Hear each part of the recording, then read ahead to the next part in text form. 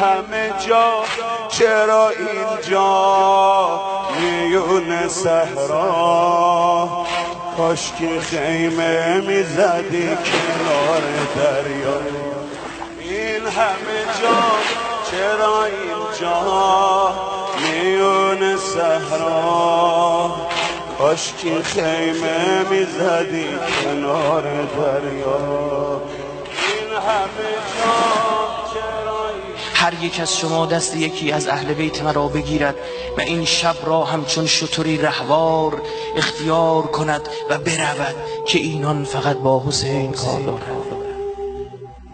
گویا اینا فقط با من کار دارن، اینا اومدن امام زمان کشی، با شماها کار ندارن که. میگه و نخستین کسی که لب به سخن گشود عباس بود. از اولی که حضرت عباس علیه السلام راه افتادن از مکه که شما یک کلمه حرف ازش شنیدید. جا بلند شد گفت ما مردیم آقا، ما مردیم آقا. علم میکوبه بر زمین ای جانم، یله بی بی ام البنین ای جانم، صدای زینب میرسه ای جانم، علم داره ما رو ببین ای جانم، علم میکوبه بر زمین ای جانم، یله بی بی ام البنین ای جانم، صدای زینب میرسه ای جانم، علم داره ما رو. حالا وقتش شده که بین دو تا انگشت نشون بده. گفت ببین فردا اینجایی نگاه کنی.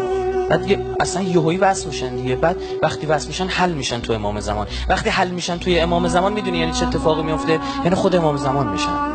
و علی الارواح التي حلت بفنائه. بعد دیگه مست شده بودن. تا صبح رقص شمشیر میکردن. بعد زهیر بلند شد، سعید بلند شد. بعد زهیر بلند شد. به خدا قسم اگر بمیرم و زنده شدم و باز هم بمیرم و زنده شدم و همینطور 1000 بار بمیرم و زنده شدم، ترکتان نخواهم کرد.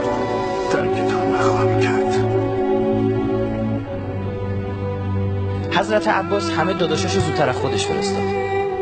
بعدی که پرسید عباس چی کار میکنی؟ میگه او امروز داغ برادر میبیند، میخواهم در داغ برادر دیدن هم شبیه مولایم شد. همه اینا شدن یک نور واحد شدن. من همیشه خودم میپرسیدم چطور امام معصوم به 72 تن شهید کربلا میگه به ابی انتم و امی. امام معصوم باباش امام معصومه.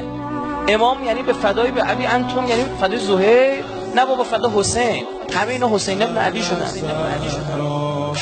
خوشا خون آن عاشقانی که در راه تو بر زمین ری، خدا خون بهایش شد آن در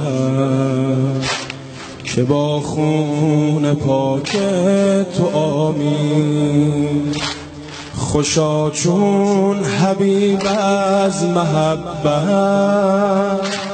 به شوق تو از جان گذشتم، خوشا چون سعید از سعادت شهید نماز تو گشتم، خوشا چون حبیب از محبت به شوق تو از جان گذشتم،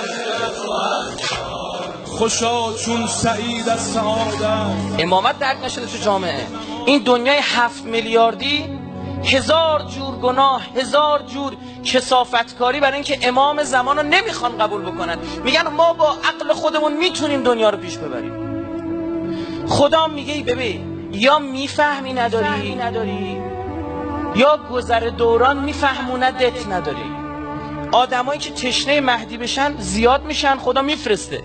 آیت الله بهجت میفهمده شما دوشنبه آدم بشید، دوشنبه خدا امام زمان. بیمه کن اعمال خود را با امام زمانی کردن آن. دریاب، ببین مقوله ای را بفهم که 1400 سال هیچکی نفهمیده. که به خدا قسم اگر این رو بتونیم عمومی کنیم ظهور صورت میگیره.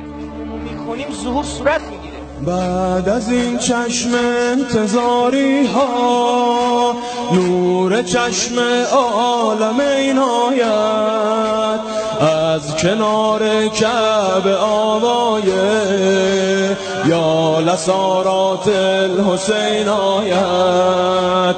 بیقراریم از ظهر عاشورا الاجل مولا، بیقراریم از ظهر عاشورا